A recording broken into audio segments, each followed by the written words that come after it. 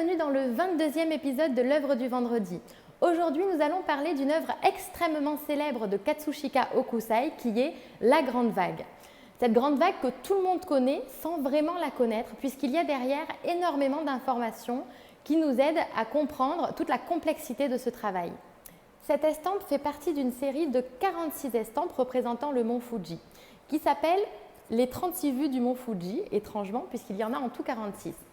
On y voit ici donc le mont Fuji et au premier plan, une immense vague qui vient presque engloutir ce mont.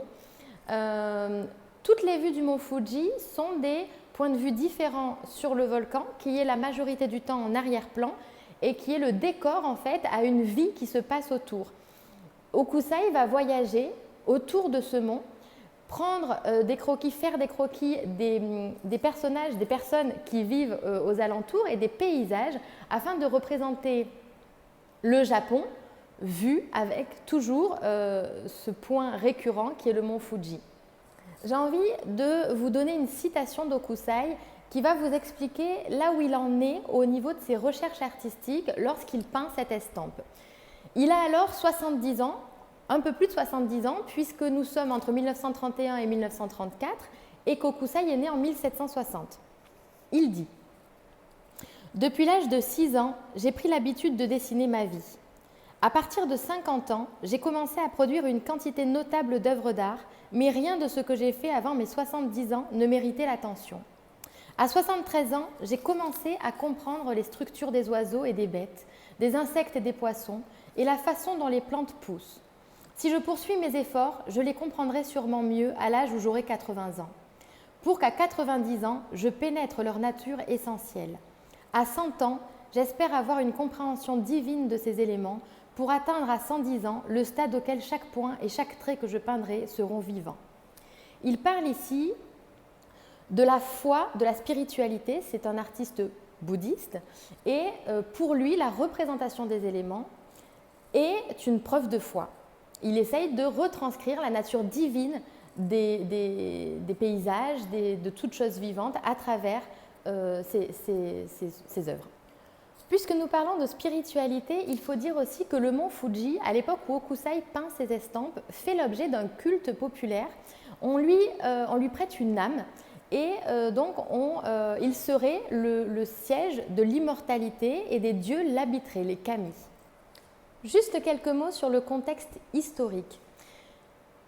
Hokusai fait partie de l'époque Edo et il vit ce qu'on appelle le sakoku, qui est un isolement du Japon.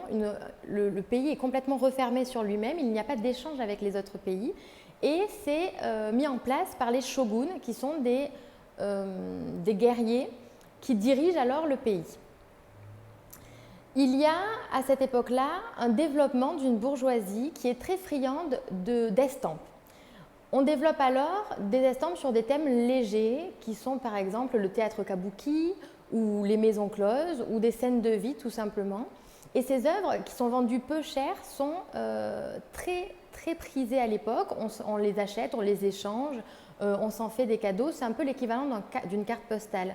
Donc, les artistes qui créent ces estampes sont plutôt perçus comme des artisans plutôt que comme des artistes. Et Hokusai fait partie de ces peintres, de ces dessinateurs qu'on trouve à cette époque-là comme un artiste doué, mais pas particulièrement encore comme un génie, comme il va pouvoir être reconnu par la suite. Ces estampes sont des ukiyo-e, ce qui veut dire littéralement « image d'un monde éphémère et flottant », ce qui renvoie donc à la religion bouddhiste qui est basée sur l'idée d'impermanence du monde et donc que tout est éphémère. Éphémère comme cette vague scélérate qui s'est formée et qui va aussitôt retomber. On est dans la fixation d'un instant. Et ces barques qui contiennent donc des personnages qui sont en train de ramer, qui sont très certainement des commerçants qui sont en train de livrer des marchandises à la capitale, eh bien ils ne semblent pas angoissés, on ne semble pas être dans un instant catastrophique, ils sont sereins quant à leur avenir. Cette vague, qui est la représentation d'un moment éphémère, qui est extrêmement violent, avec cette vague qui a comme des droits crochus en ses bouts, qui va s'abattre, qui va attraper ces barques, eh bien, il contraste avec à l'arrière le mont Fuji qui lui est pérenne, qui lui est là tout au long de l'année, quelle que soit la saison, quel que soit tout ce qui peut arriver autour, le mont lui est toujours là. Et la vague du premier plan reprend cette forme très symétrique du mont Fuji à l'arrière-plan. Habituellement, dans les estampes japonaises, il n'y a pas de perspective. Il ne peut donc pas y avoir un mont qui est tout petit, qui semble être tout petit, par rapport à cette vague qui semble, elle, immense, qui en vérité doit faire 8 à 10 mètres de hauteur, en comparaison des barques. Et donc, cette perspective est possible grâce à un apport de l'Occident. À Nagasaki, on a un port qui laisse entrer des marchandises venues des Pays-Bas. Et est arrivé au Japon un livre sur la perspective, ainsi que le bleu de Prusse, qu'on appelle en néerlandais bleu de Berlin, qui sera appelé Bero en japonais lors de l'exportation. Et ce pigment est un pigment qui est peu cher et qui résiste bien à la lumière. En le diluant plus ou moins, il va pouvoir donner beaucoup d'intensité et de profondeur à son œuvre. Donc, les apports de l'Occident, qui sont la perspective et la couleur, le pigment bleu de Prusse, vont être un point important dans la réalisation de l'œuvre d'Hokusai. Au cours de sa carrière, Hokusai a signé de différents pseudonymes, comme par exemple le vieux fou du dessin. Ici, ce n'est pas le cas. Le texte qui se trouve juste là annonce 36 vues du mont Fuji au large de Kanagawa sous la vague, donc le titre de l'œuvre et de la série des estampes dont elle fait partie, ainsi que la signature qui se trouve juste ici et qui annonce de la brosse d'Hokusai changeant son nom en Itsu. Hokusai va être extrêmement connu au Japon et en Occident aussi à partir de 1853 ou de 1867 plus exactement, grâce aux Américains qui mettent fin à la politique de fermeture du Japon, donc le sakoku dont on parlait au début de l'épisode, qui était en place depuis 200 ans.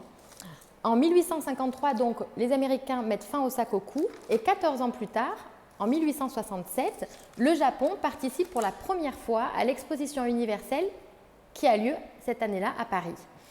Et des artistes vont acheter et collectionner les estampes. C'est le cas de Van Gogh, c'est le cas également de Monet. Et l'art japonais va alors inonder la France, mais l'Europe en général, et extrêmement influencer les artistes de cette époque-là. Hokusai est extrêmement célèbre grâce à ses 36 vues du mont Fuji, mais pas seulement. Il est le premier artiste à publier ce qu'on appelle des mangas.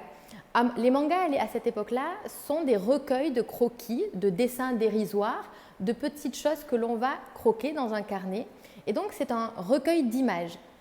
Recueil d'images qu'il est donc le tout premier à publier et il va en publier 15 qui vont être extrêmement célèbres et qui vont servir en fait de répertoire de forme aux artistes japonais puis occidentaux. Les mangas, évidemment, aujourd'hui, sont une toute autre chose. Cela reste un recueil de dessins, mais cela désigne plus particulièrement des bandes dessinées japonaises. Voilà, j'espère que je vous aurai donné quelques éléments pour comprendre un peu mieux cette œuvre que vous connaissez très certainement. Je vous souhaite une très bonne semaine et vous dis à la semaine prochaine pour un prochain épisode.